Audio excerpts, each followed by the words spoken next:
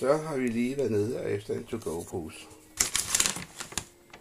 To-go. En dagligvare.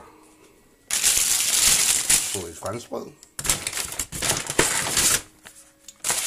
Vi har fået pålæg.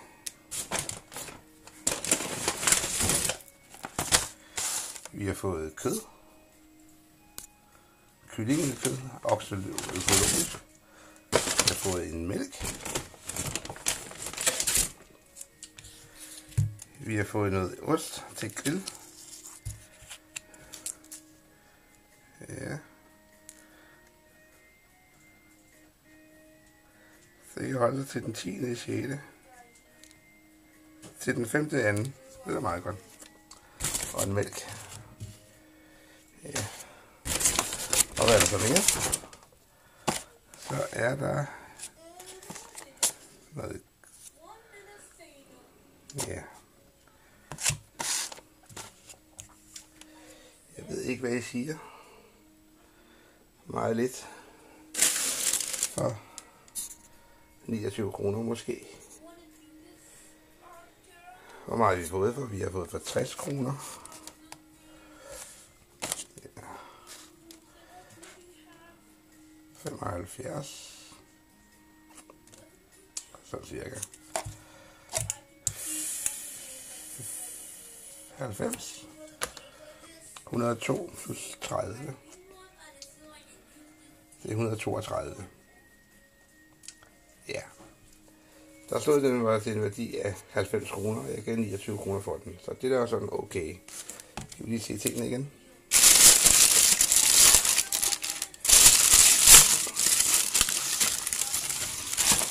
Et franskbrød. Kyllingekød. Og noget grill smelteost til at stege. Det er ikke noget, jeg bruger selv, men det er nok noget, vi kan finde ud af. Og en skummemælk. Og noget tyndskåret kalkun med paprika. Det kan vi også godt bruge. Så kan jeg tage det med på madpakke. Men den her ved jeg ikke lige, hvad man bruger til. Men den ser god ud.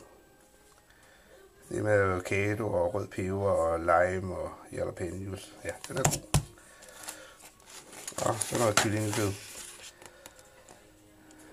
på 300 gram. Det er lidt dyrt, synes jeg. 59 kroner. Men det var det. En pose fra Superbrugsen. To go. 29 kroner. Vi prøver igen at købe en til og se om vi får noget mere. Næste gang prøver vi en bærepose. Følg min serie med to-go-poser. Jeg køber et par stykker per uge. Det var nummer 1. Hej.